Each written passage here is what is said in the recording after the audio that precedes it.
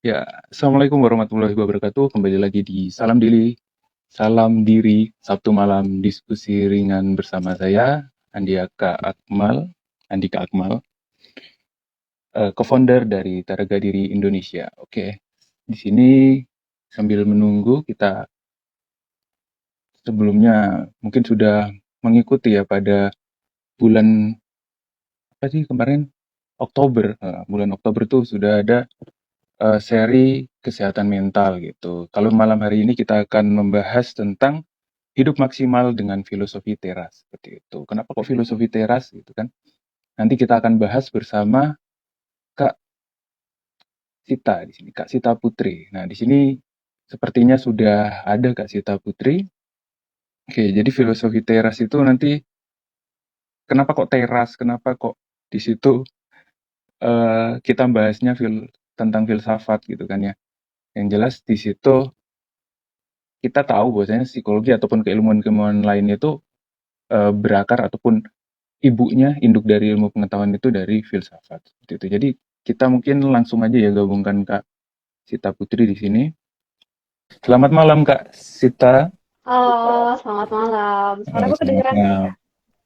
Oh ya, jelas sekali Oke, malam siap. hari ini. Oke. Cerah juga ini. Mohon maaf ya, saya agak silau-silau gitu, sama Oke. agak berkilau karena Jogja Jogja ternyata hari ini agak panas ya. Jadi Iya, mengubah gerah banget gitu struktur. rasanya. Iya. Oke. Wah, ini udah banyak yang bergabung nih Kak Sita. Oke. Kak Sita udah siap ini untuk kita bahasan malam hari ini? Udah siap. Oke, insya Allah Pak Haji dan Zidan sudah siap juga. Oke, kita lanjut aja ke hidup maksimal bersama filosofi teras seperti itu. Oke, oke.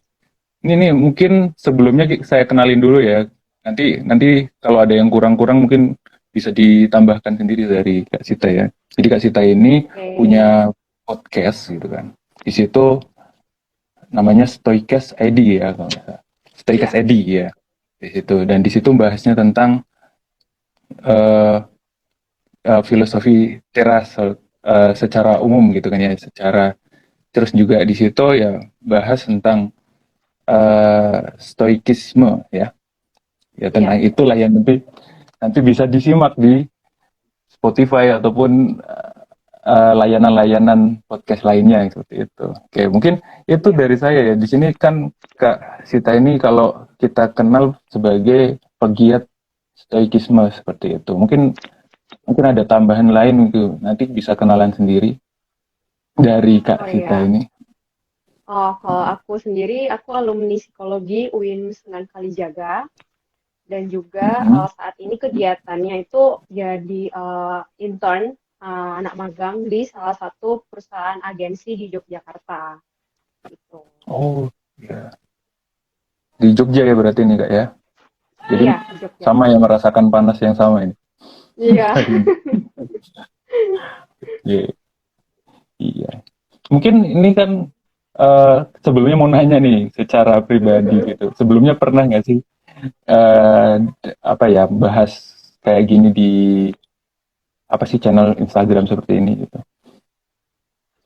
Biasanya sih cuma bahas cara apa ya, nerima DM aja sih gitu. Jadi ada pendengar yang Hmm, DM terus mereka nanya, aku jawab di DM itu gitu. Cuma kalau yang kayak live gini itu emang ini yang pertama gitu. Jadi kayak excited banget gitu bisa sharing juga sama teman-teman di iya, Taragat Diri oke, gitu. iya. Iya, terima kasih banget ya ini Kak. Kita udah memberikan waktunya gitu malam hari ini untuk kita akan membahas Sama-sama. ini filosofi teras. Mungkin kalau sedikit dari kalau filosofi teras itu kenapa kok namanya teras kan sebenarnya kaumnya biasanya disebut stoa ya, disebut stoa gitu, kaum stoa. Iya, mm-mm. Kenapa kayak gitu? Karena kajiannya lesehan gitu ya di teras atau gimana gitu nanti Iya, mungkin heeh. bisa Jadi, dijelaskan dari heeh. Kasita gitu. Hmm. Ya Jadi gimana? dinamakan teras itu tuh karena mereka apa murid-murid dari Zeno, pendiri dari filsafat Stoicisme ini tuh mereka diskusinya, mereka belajar filsafat Stoicisme ini tuh di teras gitu yang ada pilar-pilarnya. Dulu kan kalau di apa di Romawi gitu, zaman Romawi itu tuh kan banyak pilar-pilar gitu loh. Jadi kayak Hmm. dikelilingin itu. Makanya dinamakan filosofi teras kayak gitu. Gitu. Karena tadi ya di teras gitu ya, di yang di Mm-mm, tempat mm-mm. pilar-pilar gitu ya. Kayak yang Ya, kalau betul. kita lihat di Google itu ya, tempat-tempat yang Mm-mm. kalau di Jogja mungkin ini ya kayak pendopo gitu ya mungkin. Iya, heeh, kayak pendopo gitu, ya benar. Tuh kayak ini sih desainnya kayak JCM Jogja City Mall kan ada pilar-pilar Oh tuh gitu. di situ ya. Oke. Iya, yang pilar gede Mungkin kayak bisa gitu. mungkin bisa dikenalkan sedikit gitu sebelumnya terkait Mm-mm. apa sih filosofi teras itu gitu kan. Kenapa kok kita harus mengenal filosofi teras seperti itu. Apalagi kalau ada buku itu yang dari siapa Kak dari Kak Henry Henry Marampiring ya. Manampiring. Mm-mm. Marampiring ya itu kan dia bilang kalau orang masa kini tuh harus kenal terkait filosofi ini seperti itu. Itu mungkin bisa Mm-mm. dikenalkan dulu dari Kak Cita. Oke, jadi sebenarnya filsafat stoicisme ini, stoicisme sendiri atau stoa, itu tuh udah ada sejak abad ketiga sebelum Masehi gitu. Nah, didirikan oleh Zeno dari Citium atau sekarang itu namanya tuh Cyprus gitu kan, nama negaranya atau kotanya kayak gitu. Nah, dari filsafat stoa ini itu kalau definisinya, kalau yang orang sekarang tahu itu gimana kondisi suatu apa ya, seseorang dia tidak merasa terbebani dengan kondisi-kondisi mental yang dimilikinya. Jadi kayak misalnya nih, kita nggak akan ketika kita marah, ketika kita sedih, senang, kita tuh nggak akan larut terlalu lama gitu. Jadi kita tahu batasan di mana kita harus sedihnya seberapa, senangnya seberapa, dan juga marahnya itu seberapa kayak gitu. Dan juga kita nggak akan merasa terbebani dengan hal-hal yang ada di sekitar kita gitu. Walaupun misal kayak kondisi pandemi kayak gini, kita tuh nggak akan merasa terbebani karena kita tahu gitu. Kalau misal ada yang namanya dikotomi kendali seperti itu dalam filsafat stoicisme ini. Oke, berarti kan tadi kita harus seimbang ya. Kalau istilahnya kayak hidup secukupnya gitu ya. Iya, betul. Merasakan emosinya secukupnya gitu ya berarti ya. Iya. Oke, tadi sempat disinggung tuh ada apa tadi istilah dikotomi kendali. Sebenarnya Dikotomi apa tuh? kendali. Itu yang tadi itu masuknya sebutannya dikotomi kendali seperti itu ya. Tapi mungkin kita bisa dijelaskan lebih lanjut apa sih yang dimaksud dikotomi kendali itu? Nah, jadi aku mau ini sedikit ya, jelasin sedikit kelanjutan dari yang stoicisme ini. Jadi sebenarnya ada tiga aspek yang diajarkan gitu dalam filsafat stoicisme. Itu ada yang aspek etika, kemudian ada aspek etikanya, aspek perilaku, kemudian ada yang namanya logos atau nalar, kemudian ada aspek fisika atau berkaitan dengan alam semesta. Nah, jadi untuk yang dikotomi kendali ini itu berkaitan dengan aspek perilaku dan juga nalar kita gitu, di mana dikotomi kendali kita paham kalau ada hal-hal yang bisa kita kendalikan dan ada sebenarnya hal-hal yang di luar kendali kita yang mau gimana pun kita bereaksi kepada hal-hal itu ya itu nggak akan apa ya mengaruhi kita sebenarnya kayak gitu. Gitu. Berarti ya itu ya berarti kita harus menyadari bahwasanya ada yang bisa kita kendalikan, ada yang kita itu di luar kemampuan kita gitu ya berarti. Iya Kurang betul. lebihnya seperti itu. Iya. Oke, di situ ya. Hmm. Jadi inti ajarannya sebenarnya letaknya ada di dikotomi kendali tersebut ya berarti. Iya, jadi ada banyak sih, tapi salah satu fondasi utamanya itu ada di dikotomi kendali ini. Istilahnya kalau misalnya kita udah bisa menguasai dikotomi kendali ini, untuk belajar ke hal-hal berikutnya, kayak misal amor fati, kemudian ada juga namanya itu memento mori, itu tuh lebih mudah gitu. Oh gitu. Berarti ada kasarannya berarti kan ini salah satu pilarnya yang paling gede gitu ya. Berarti nanti ada itu tadi apa istilahnya ada amor fati, ada Iya, satu lagi tadi ada memento kayak gitu. mori gitu.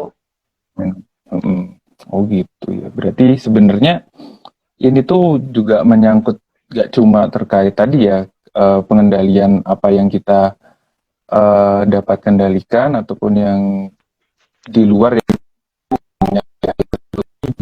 akan ada hal-hal lain juga yang meliputi hal tersebut ya berarti ya nanti. Iya, betul. Oke, Jadi memang ada banyak gitu. oke.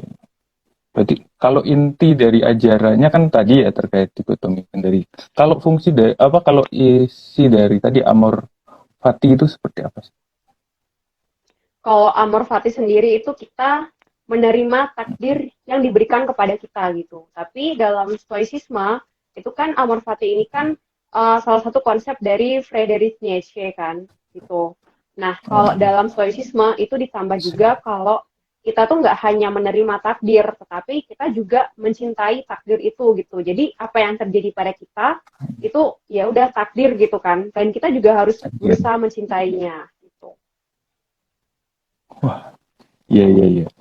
Jadi kita tuh juga sebenarnya ya ketika itu tuh kasarannya kayak semacam apa ya rumusan ilahi gitu ya yang kita juga harus kita terima gitu ya nggak Iya, nggak kita terus berontak terus gitu ya sebagai manusia kan kadang berontak terus. iya, makanya balik lagi Oke. kan ke dikotomi kendali itu. Kalau misal ketika kita digariskan nih kejadian kepada kita, kita memilah lagi, ini ada nggak sih yang bisa kita kendalikan? Ini dalam kendali kita nggak gitu. Kalau nggak, ya udah kita biarkan itu terjadi gitu. Tapi kalau misalnya masih bisa kita ubah, ya udah kita ubah gitu sesuai dengan kemampuan kita gitu.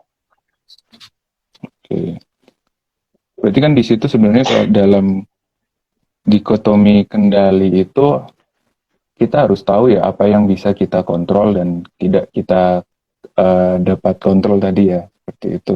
Iya, Nah betul. kan gitu juga ketika kita sadari gitu kan terkait apa yang kita dapat kontrol dan yang tidak itu kita berarti kan itu tergantung dari persepsi kita juga dong. Iya nggak sih Iya, gitu benar. maksudnya. Jadi berkaitan juga dengan manajemen persepsi gitu. Berarti di sini eh, sebenarnya lingkupnya bagaimana agar kita itu persepsi kan kadang apa ya subjektif gitu kan ketika kita bicara terkait persepsi gitu. Nah biar kita juga kan ini kan hitungannya kayaknya kok ketika kita bilang menyadari hal yang mampu kita kendalikan dan yang tidak itu kan kita juga berarti kan harus melihatnya objektif gitu. Nah bagaimana agar hal tersebut itu tidak subjektif gitu? Atau malah mungkin memang harus subjektif gitu.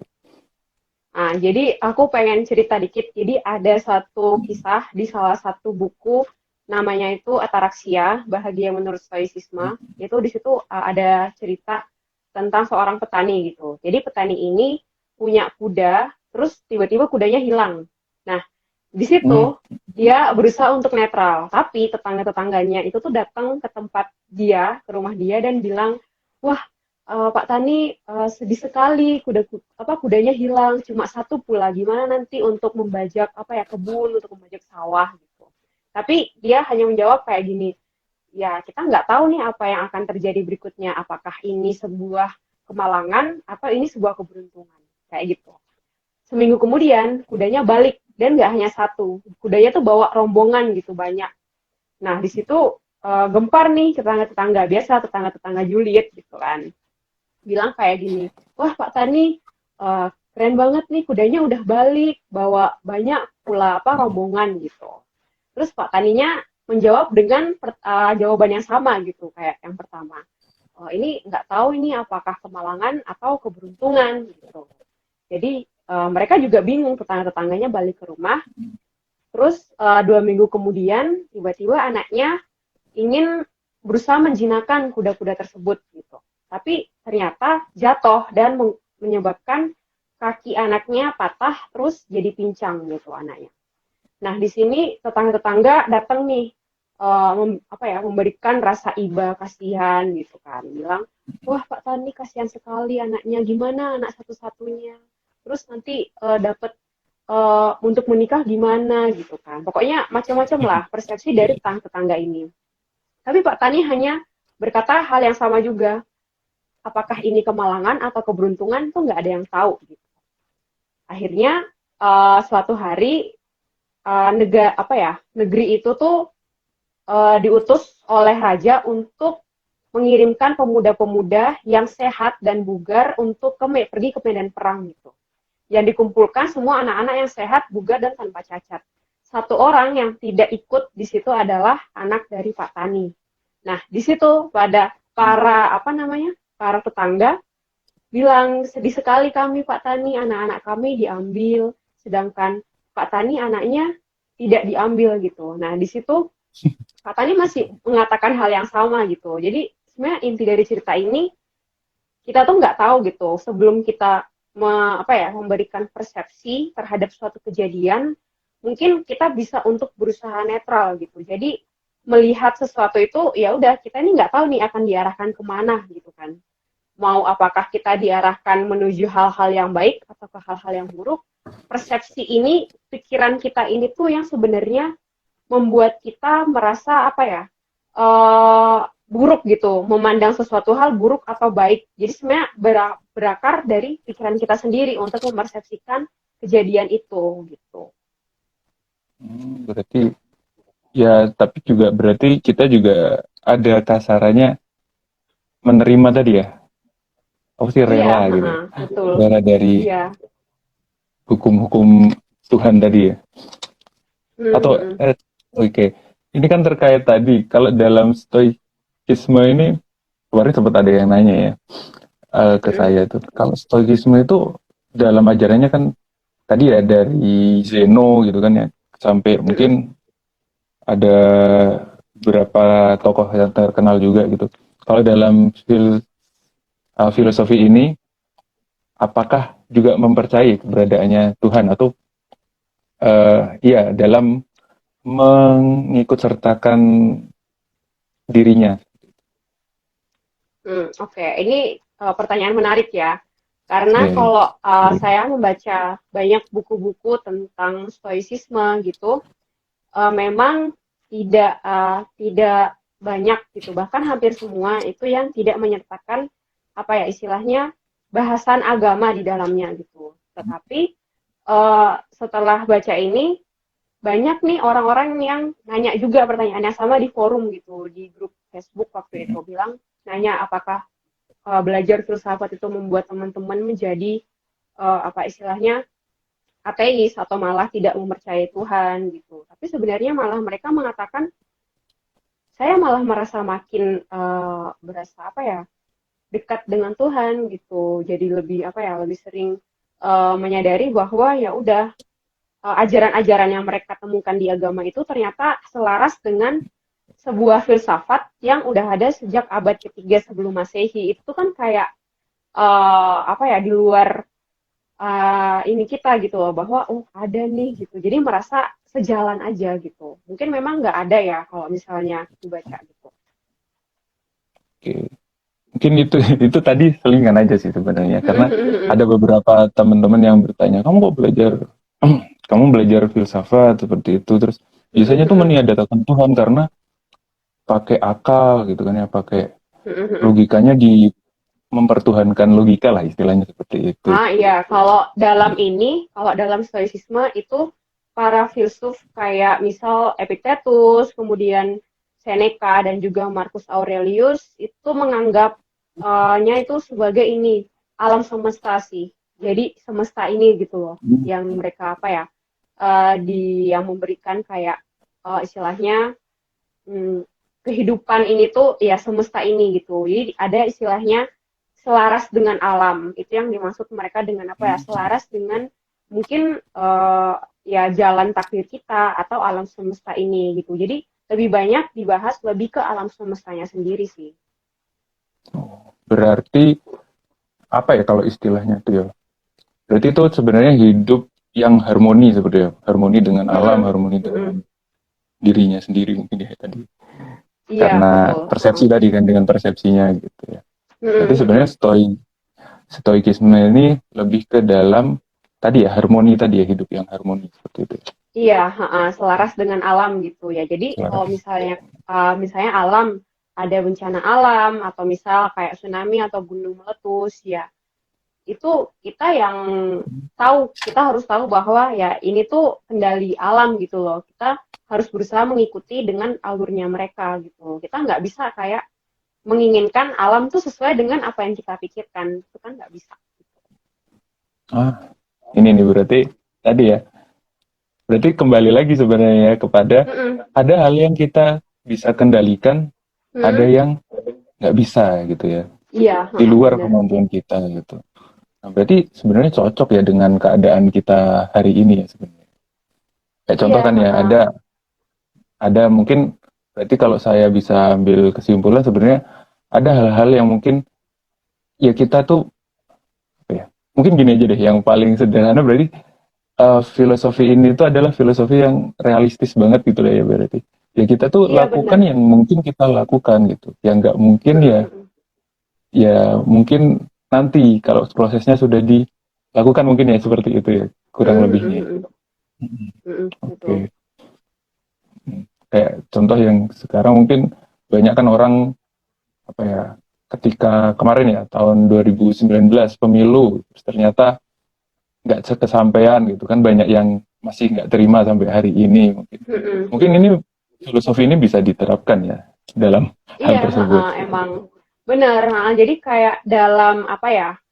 Dalam stoicisme itu juga disebutkan gitu apa ya citizen of the world gitu. Jadi istilahnya Hmm. apapun yang terjadi itu ya ya udah harus diterima gitu. Lagian kan beberapa filsuf Stoa itu kan ada yang profesi mereka tuh ada yang Seneca. Seneca itu sebagai penasehat waktu itu Kaisar Roma gitu. Kemudian Marcus Aurelius yang menjadi salah satu Kaisar Roma yang paling disegani, yang paling populer istilahnya kayak gitu. Jadi ya apapun yang terjadi itu ya udah diterima aja gitu. Walaupun memang hasilnya tidak sesuai dengan harapan kita dan juga ekspektasi kita gitu. Iya, iya, iya.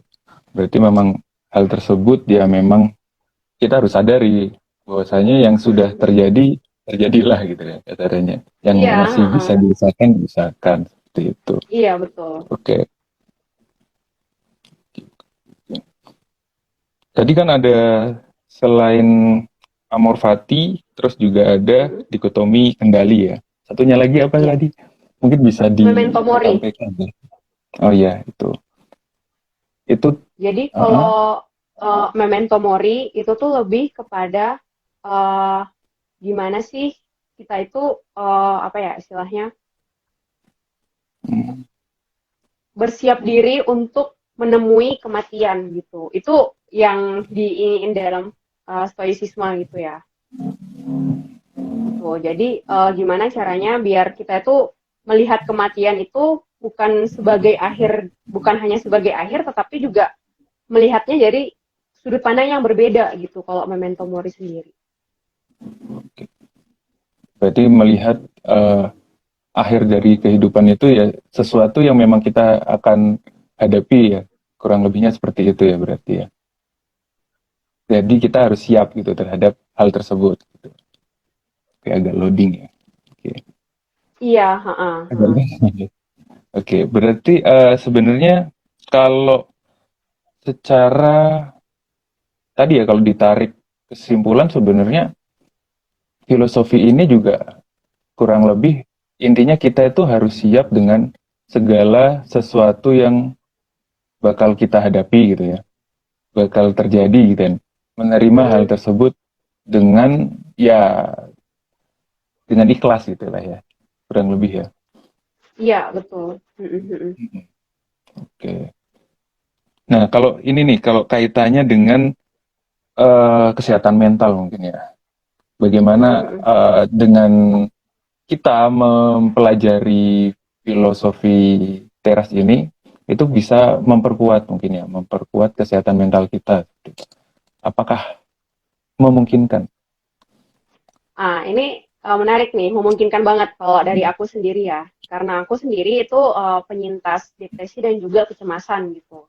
Dan aku kemarin setelah menjalani terapi selama 2 bulan, itu aku belajar lagi gitu filsafat stoicisme ini. Dan di situ aku nemuin hal-hal yang dikatakan juga sama psikologku sendiri gitu. Jadi ternyata ya itu tadi gitu apa ya ada memang yang sebenarnya kecemasanku ini itu tuh bisa diganti atau bisa apa ya istilahnya, dilihat dari sudut pandang yang berbeda. Ketika misalnya aku merasa cemas, di situ aku berusaha untuk menggunakan pikiran-pikiranku untuk mempersiapkan gitu hal-hal yang kemungkinan akan terjadi dan hal-hal yang kemungkinan nggak akan terjadi gitu. Jadi ketika orang cemas itu kan kita merasa kayak aduh ini ntar gimana ya, aduh ntar kayak gitu gimana ya. Nah lebih pikirannya kan ke sana tuh. Iya, Tetapi iya. dengan adanya dalam stoicisme itu sebutannya premeditatio malorum. Jadi berlatih berpikir negatif. Nah, di situ kita berlatih untuk memikirkan hal-hal negatif yang akan terjadi dan kita mempersiapkannya. Jadi, ketika hal-hal negatif itu terjadi, kita tuh lebih bisa siap gitu. Diri kita tuh lebih siap untuk uh, menghadapinya gitu. Jadi kita nggak akan kaget, kita nggak akan merasa down banget. Mungkin sedih iya, kecewa iya pasti ya. Tapi dengan adanya persiapan itu kita bisa menggunakan hal-hal yang udah kita siapkan. Oh iya, ini terjadi nih gitu. Aku harus apa ya? Oh iya, harus kayak gini gini gini. Jadi kita udah bisa mempersiapkan diri terlebih dahulu gitu. Untuk itu bahkan salah satunya juga tahu Viktor Frankl ya. Kita semua pasti tahu ya dia gitu. Dia kan juga logoterapinya itu juga kan menggunakan prinsip-prinsip dari stoicisme. Oke, berarti sebenarnya ya tadi ya untuk mempersiapkan kita agar nanti emosi kita dulu ya yang dipersiapkan gitu ya. Dalam dalam menghadapi ya situasi-situasi negatif, bukan ya, apa yang kemungkinan-kemungkinan negatif yang mungkin efeknya ke kita dan bisa jadi tadi ya negatif terhadap mental kita seperti itu ya. Cuma Iya. yang jadi yang jadi catatan juga sebenarnya kan tadi ya ketika kita memikirkan hal-hal yang negatif tadi gitu. Kan kebanyakan orang ya apalagi dalam keadaan pandemi seperti ini itu kadang kebanyakan hanya memikirkan terus seperti itu. Nah, mungkin kalau dalam tadi ya kalau kita kasarannya kan itu berarti kita udah dapat ketika di awalnya gitu kan stoikisme tadi kan dia membayangkan kemungkinan terburuk gitu. Cuma kan hal tersebut berarti berisiko juga dong ketika kita mempersiapkan hal negatif gitu. Kadang kan tidak semua orang siap dalam menghadapi hal yang kemungkinan terburuk. Iya, Nah, benar sekali. Jadi kalau dari aku pribadi sih menyarankan ketika memang hal-hal negatif ini tuh udah yang apa ya, pikiran-pikiran negatif kita, apalagi berkaitan dengan cemas itu udah terlalu apa ya, membuat produktivitas kita menurun dan sebagainya. Itu mungkin bisa apa ya, diskusikan lagi dengan profesional gitu, dengan psikolog karena mungkin aja dia uh, ada simptom-simptom yang menunjukkan gejala-gejala kecemasan kan kita juga nggak tahu gitu jadi memang untuk mempraktekkan stoicisme sendiri kita juga harus sadar bahwa kita tahu gitu kita bisa membedakan mana pikiran-pikiran yang destruktif kayak mengarah ke kecemasan dan juga pikiran yang bisa kita kendalikan gitu jadi hal-hal negatif pikiran-pikiran negatif yang bisa kita kendalikan untuk mempersiapkan kejadian negatif yang kemungkinan besar akan terjadi di masa depan kayak gitu. oh iya benar juga ya. Tadi berarti kita tetap harus memegang rasional, bukan rasional, ya rasionalistisnya Iya, kita nalar. gitu, realistisnya gitu, nalar kita gitu ya. Bahwasanya ada yang, oh ini nih aku harus pikirkan dan aku bisa kerjakan gitu kan. Tapi ada yang, ya ini pun ini jelas tidak bisa aku kerjakan, jadi aku tidak perlu pikirkan seperti itu ya. Iya, betul. Oke. Ini ada komentar di sini di bawah, jangan lupa gunakan STAR, Oh iya, STAR. Apa itu? jadi STAR itu salah satu teknik untuk apa ya? Salah satu teknik yang digunakan saat berlatih stoicisme itu dalam bukunya Om Henry Manampiring tuh yang filosofi teras itu ada. Jadi kayak STAR itu stop. Jadi ketika kita mulai berpikiran yang aduh ini gimana nih gitu, udah mulai cemas atau apa dan mulai memberikan persepsi atas suatu kejadian, kita harus stop gitu. Kita berhenti, kemudian kita thinking, itu berpikir. Kita berpikir apakah ini tuh hal ini dalam kendali aku enggak gitu, atau hal ini berada di luar kendali aku. Nah, ketika kita tahu, ketika kita bisa membedakan, oh hal ini dalam kendali aku atau di luar kendali, baru kita melakukan action gitu, hanya Action. action gitu. Ha-ha. Kemudian actionnya, kemudian yang R itu respon gitu. Baru kita bisa memberikan respon terhadap kejadian itu. Ini correct me if I am wrong ya, karena emang Oke. buku ini tuh jadi kayak walaupun sebenarnya terdengar gampang ya, tapi ketika dipraktekkan itu tuh kadang masih yang sulit gitu. Iya, iya bener sih. Kayak tadi ya, sebenarnya sederhana ya dalam kita memilih mana yang bisa kita lakukan dan mana yang tidak.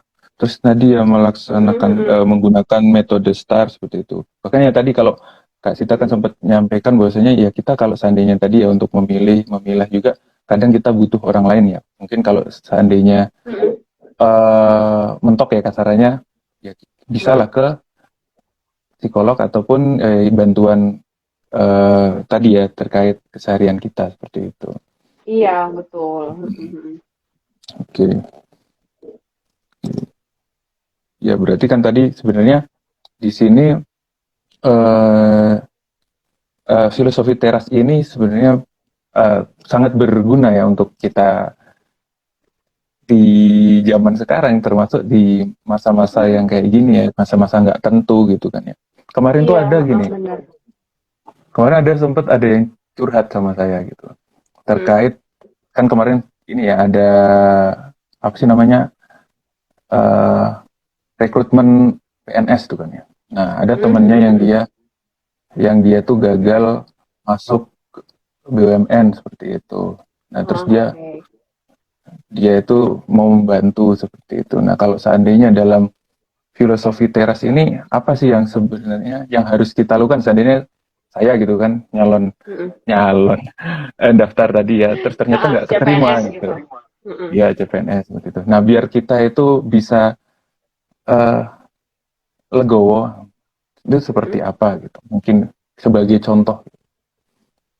Sebagai contoh ya mungkin kita bisa ini ya kayak mikir lagi. Jadi kadang kan orang sukanya, aduh kenapa ya aku gagal gitu. Nah di situ kita bisa nih mengukur lagi, oh yang salah tuh di mana atau yang salah di mana. Jadi kayak bisa apa ya melakukan refleksi diri gitu kan. Oh ternyata ini atau mungkin memang sebenarnya kita nggak cocok gitu di BUMN ini gitu kan kita juga nggak tahu. Tapi hal yang patut dilakukan juga salah satunya dengan dikotomi kendali kayak oh ya udah karena hasil dari tes CPNS itu sendiri kan juga bukan dalam ini ya kendali kita kan itu kan berada di luar kendali kita ya udah kita bisa terima itu kalau mengatakan bahwa oh ini bukan di luar kendali kita tetapi memang bukan berarti hal itu buruk gitu itu bukan the end of the world ya untuk orang itu gitu untuk kita sendiri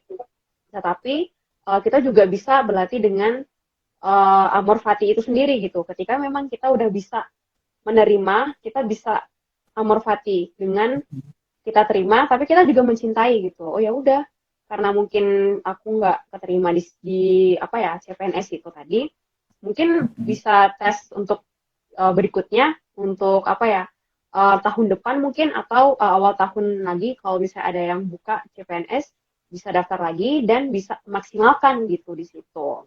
Tuh. Kalau itu sih kalau dari aku sendiri. Oke.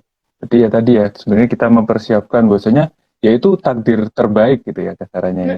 Takdir terbaik buat diri kita gitu. Adalah itu sesuatu yang mungkin adalah kebaikan yang terbaik, hal yang terbaik yang kita dapatkan gitu. Walaupun kesannya kebanyakan orang menganggap itu adalah suatu bencana ataupun musibah ketika tidak kita dapatkan sesuatu yang kita inginkan tadi. Oke. Iya, mungkin buat teman-teman yang nanti mau bertanya bisa juga silahkan sampaikan pertanyaannya ataupun pendapatnya itu di kolom komentar di bawah ya. Atau mungkin juga di sini ada fitur bertanya di situ. Nanti ada yang gambar tanda tanya itu bisa diklik, nanti bisa sampaikan pertanyaannya gitu. Oke. Ya.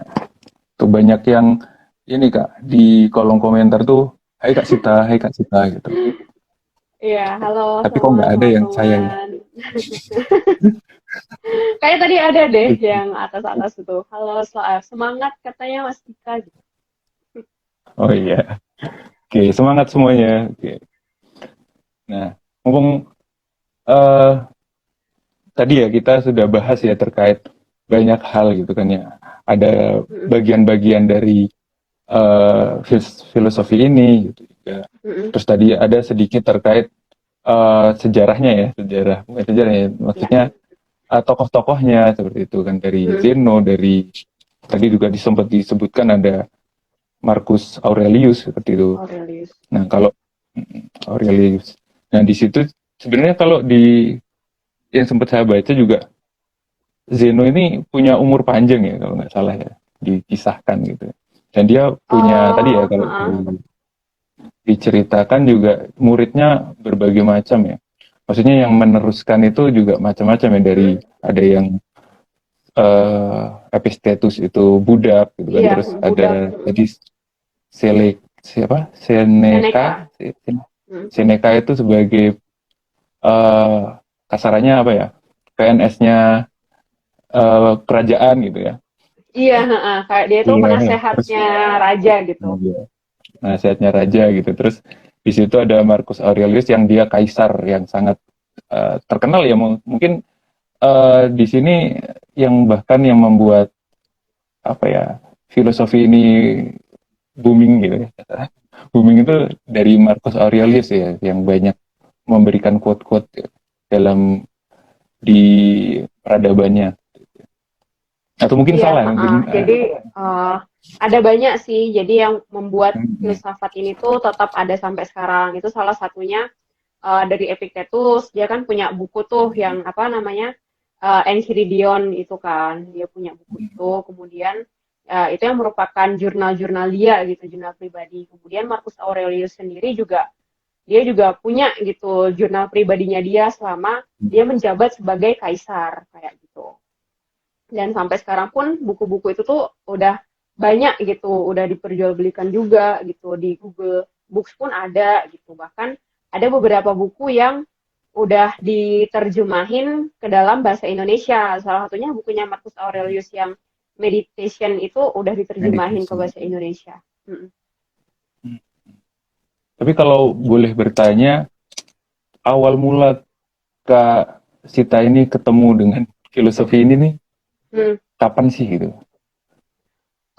Kalau awal mulanya itu dari tahun 2019 itu aku beli buku Filosofi Teras awalnya sama bukunya uh, Viktor Frankl yang Hmm. apa Man's Search for Meaning gitu. Jadi awalnya tuh aku baca yang Viktor Frankl dulu. Terus kayak gila ini sangat apa ya keren banget isi bukunya. Baru aku baca yang Filosofi Teras. Loh kok relate banget gitu dan ternyata emang logoterapinya Viktor Frankl itu ternyata prinsip dasarnya ambil dari stoicisme ini gitu. Jadi makin suka gitu walaupun awalnya ngerasa kayak aduh apaan sih filsafat gitu kan.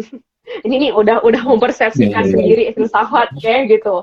Tapi ternyata malah jadi apa ya karma baik gitu. Malah aku yang jadi seneng banget gitu ngebahas tentang filsafat stoicisme dan juga mempraktekinya kayak gitu. Oke. Ini ada pertanyaan Kak dari Widisme. Kak, Mm-mm. titik apa yang bikin Sita yakin untuk semakin mendalami Stoa dikotomi kendali ini? Titik yang bikin aku yakin itu tuh ketika aku mengalami depresi dan kecemasanku itu ya dan di situ sangat membantu banget gitu aku lebih bisa mengontrol apa yang memang aku bisa kendalikan dan apa yang enggak gitu jadi ketika misalnya suatu kejadian atau hal-hal kayak contohnya pandemi ini ya kan itu kan berada di luar kendali kita aku nggak bisa mengontrol kapan berakhirnya kapan apa ya kapan virus ini tuh selesai atau pandemi ini berakhir gitu kan aku nggak bisa nah, tapi di situ ya udah aku berusaha untuk oh ya udahlah ini nggak bisa diapa-apain lagi ya udah aku terima aja gitu amor fati gitu. Dan juga walaupun aku memang nggak bisa pulang karena pandemi pulang ke Manado gitu, ya di situ aku merasa kayak ini mau bantu banget gitu ternyata selama pandemi ini mempraktekkan stoicisme itu sangat membantu gitu. Oke. Mungkin tambahan ya dari nyambung sih dari Mm-mm. pertanyaan ini. Kan nggak cuma mendalami ya, tapi ternyata Mm-mm. terus juga bikin Stoicast itu kan, Stoicast ID itu. Mm-mm. Nah, Mm-mm. kok sampai kepikiran sampai bikin hal tersebut gitu, bikin podcast terkait dan Bikin khusus podcast. dalam filosofi tersebut gitu. Oke, jadi awalnya kan aku tuh pengen apa ya, pengen berbagi gitu kan, kayak share aja kisahku karena yang aku berasal dari keluarga broken home, kemudian mengalami penyintas depresi dan juga kecemasan. Di sini aku pengen ada orang-orang yang tahu gitu loh bahwa aku terbantu nih dengan filsafat stoicisme ini gitu, dan di situ aku pengen orang-orang tahu dan juga mungkin awalnya ya udah ini bikin podcast untuk jadi apa ya jurnal pribadiku aja gitu, karena kan dalam stoicisme tuh juga disebutkan journaling gitu loh, entah apapun kayak nulis atau kita record suara kita, dan di situ aku kepikiran apa aku bikin podcast aja ya dan ngebahas tentang stoicisme, lagian di Indonesia kayaknya belum ada gitu. Aku kemarin tuh Oke. awalnya nungguin Om Piring sendiri gitu bikin podcast, tapi kelamaan kayaknya nggak bikin-bikin gitu. Ya udah aku sendiri aja inisiatif gitu bikin. Jadi kayak untuk jurnal pribadi dan juga siapa tahu ada orang yang memang mengalami hal yang sama dengan aku dan dengan mendengar podcastku mereka merasa terbantu. Itu sih tujuan awalnya dan akhirnya aku bikin podcast gitu. Oke, ya menarik banget nih. Emang mungkin dengan cara itu juga mengikat ilmunya juga ya, bisa mengikat pemahaman Iya, kita jadi terkait soal ini. jadi lebih emang praktek kan karena mikirnya aku bikin Storycast ID nih bikin podcast ya udah aku praktek nih masa nggak dipraktekin gitu kan, ya udah jadi emang seiring berjalannya waktu juga dapat insight-insight menarik, bahkan dapat cerita dari teman-teman yang dengar podcastku juga akhirnya oh iya ternyata memberikan impact juga nih, oh jadi makin semangat gitu nggak hanya bikin podcast tapi juga mempraktekkan stoicism ini gitu. Oke, keren nih. Mungkin ada pertanyaan lagi dari teman-teman terkait stoa atau penerapannya seperti itu dalam kehidupan sehari-hari gitu kan. Atau mungkin pengen cerita-cerita lain kayak tadi ya. Tadi kan ada bahas apa kuda tadi ya, bahas orang dapat kudanya Petani hilang tua. terus ternyata balik banyak. Petani tua tadi Mm-mm. anaknya tidak dibawa kabur diajak perang ya. Oke, Iya, heeh. oke. Nah ini nih mungkin nyambung ya dari kuda tadi, dari kuda Mm-mm. tadi ya bahas yang petani tua tadi. Kan kita itu Mm-mm. namanya dalam hidup bertetangga, hidup Mm-mm. di Indonesia terutama ya.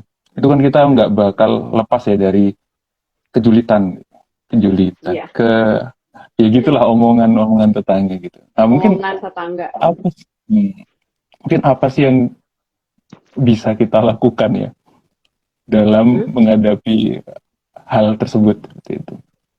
Mungkin sebenarnya banyak yang mau Mm. bertanya terkait itu.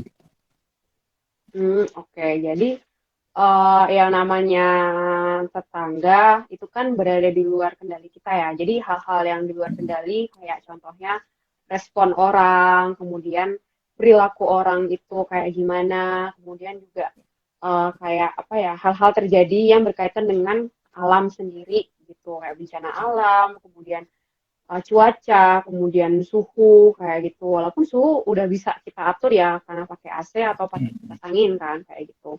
Cuma memang untuk menghadapi hal-hal yang seperti itu, contoh tetangga atau netizen julid gitu ya. Ya kalau misalnya kita bisa memberikan mereka apa ya istilahnya respon yang baik, yang nggak mungkin nggak menyinggung mereka juga gitu, silakan diutarakan gitu. Tapi kalau misalnya kita memang nggak yang merasa ya udah sih misalnya diomongin gitu, oh enggak sih aku nggak kayak gitu, ya udah gitu, itu berada di luar kendali kita, kita cukup move on aja gitu, ya udah jalan terus aja. Orang kita yang dikatakan orang itu nggak sesuai, mungkin nggak sesuai dengan apa yang terjadi dengan kita kan, kayak gitu sih. Oke, Itu ya berarti kita ya omongan tetangga ataupun tadi ya termasuk ya sama dengan bencana gitu kan. Itu di luar kemampuan kita. Yang kita bisa lakukan ya tadi konfirmasi, tanyakan. Kita nggak kayak gitu kan.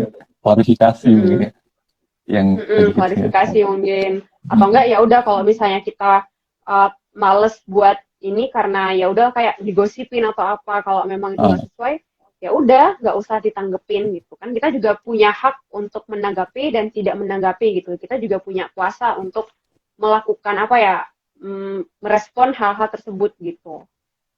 punya hak bicara. Mm-mm. Iya. Oke, ini ada lanjutan tadi dari Kak Widisme. Ada tips nggak untuk yang pengen nyoba dikotomi kendali buat pertama kali? Oke, oh, untuk yang pengen nyoba dikotomi kendali itu kalau aku dulu prakteknya kayak ini, misal nih kejadian, jadi langsung praktek gitu loh kalau misalnya ada suatu kejadian yang aku alamin, misal kayak tiba-tiba nih pergi ke kantor atau misal pergi kemana gitu kan, terus kita menemukan kemacetan di jalan. Nah, ini kan suatu kondisi yang di luar kendali kita gitu. Nah, tipsnya ya udah kita jalanin aja. Oh ya udah ini ada di luar kendaliku. Sebenarnya apa yang bisa aku lakukan gitu. Mungkin berikutnya, oh berarti berikutnya aku harus datang lebih awal mungkin untuk ke tempat kerja, untuk ke kantor. Atau misal, oh berarti mungkin aku bisa cari jalan lain nih gitu. Jadi hal-hal yang dalam kendali kita tuh kita memikirkan solusinya kayak gitu untuk dikotomi kendali sendiri ya itu untuk yang praktekum langsung. Tapi memang dikotomi kendali ini ada banyak gitu loh bentuk prakteknya. Jadi nggak hanya di situ aja, banyak banget, luas banget gitu. Jadi bisa dibaca baca-baca lagi buku-buku yang kayak filosofi teras atau bisa dengar ke podcastku kayak gitu. Oh, iya. Itu ada teknik yang STAR tadi gitu, yang apa stop thinking, access bukan bukan action yang access kemudian Oh, respon akses. gitu. Aku baru ingat ternyata akses akses ya kayak setelah thinking Akses. kita mengakses asesmen maksudnya kita Oh, menilai akses. oh ternyata ini tuh kejadian ini tuh kayak gini gini gini kemudian kita memberikan respon atas kejadian itu kayak gitu sih. Hmm. Mungkin ini karena waktunya terbatas ternyata ya sudah. Ternyata tidak sadar ya udah pukul berapa nih? 8.50 gitu ya. Ya, mungkin Iya. masih ada 10 menit mungkin teman-teman yang ingin bertanya terkait stoa ini, filosofi teras ini, mungkin bisa disampaikan dalam kolom komentar seperti itu. Oke. Nah, di sini sebenarnya apa sih tujuan utama gitu dari filosofi ini gitu, dari filosofi teras ini? Oke. Jadi tujuan utama dari stoicisme ini tuh sebenarnya untuk mencapai suatu kebahagiaan, yaitu dinamakan ataraksia, kebahagiaan tanpa adanya gangguan gitu. Sebenarnya tujuan utamanya kita berada di fase yang kayak petani tua tadi gitu. Jadi apapun yang terjadi, kita tuh berada dalam kondisi mental yang netral gitu. Kayak gitu. Istilahnya kan kayak kita nggak akan merasa lonjakan emosi yang sangat tinggi ataupun lonjakan emosi yang sangat rendah gitu. Jadi memang tujuan utamanya ataraksia, kemudian kita juga bisa terbebas dari gangguan-gangguan yang berada di luar kendali kita, kayak gitu.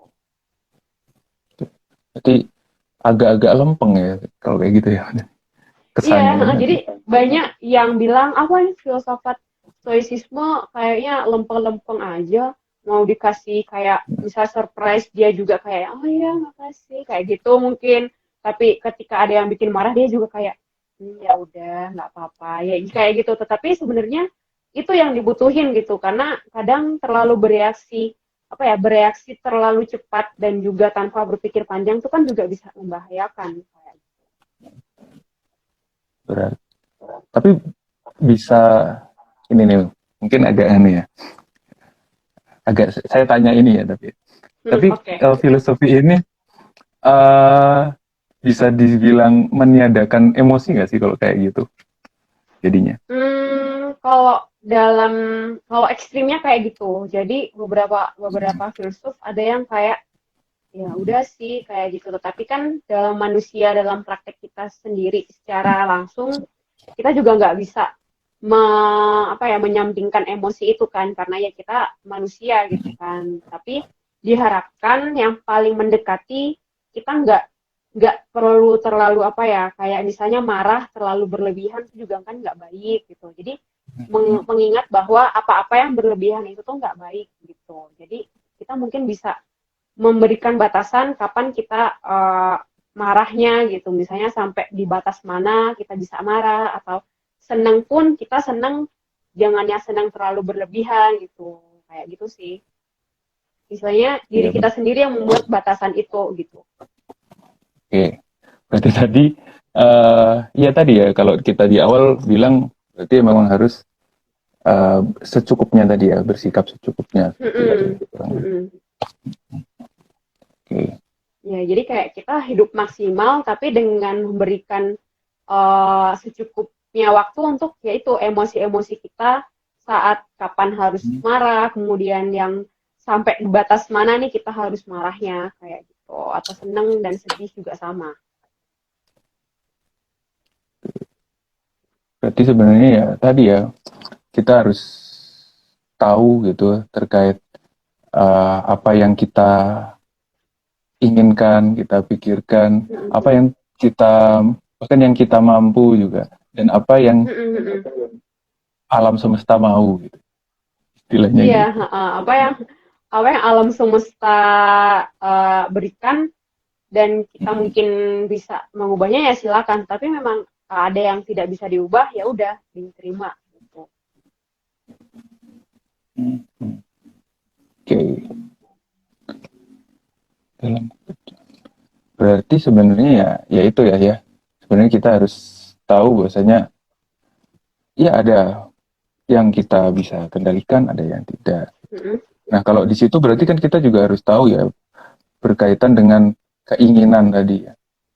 Berarti ada hal-hal Mm-mm. terkait keinginan kan kita biasanya ingin banyak nih. Bahkan kemarin kan ada tuh yang ini nih kan ada yang istilahnya cita-cita bermimpilah setinggi langit maka kamu akan bermimpilah setinggi bintang-bintang ya.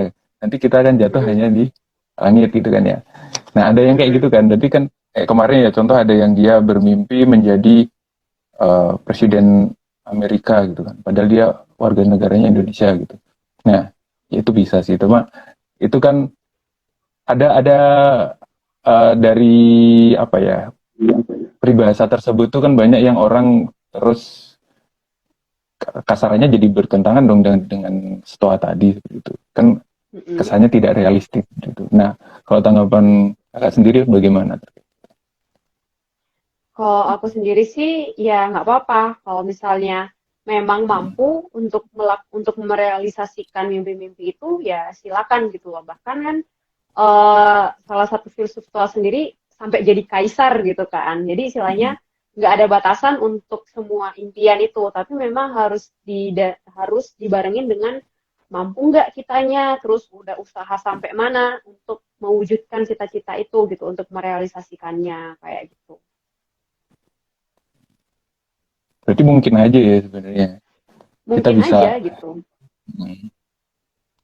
ya asal tadi ya kita juga berpikir menyiapkan emosi kita tadi untuk Kemungkinan menerima terburuk hal-hal gitu. yang buruknya.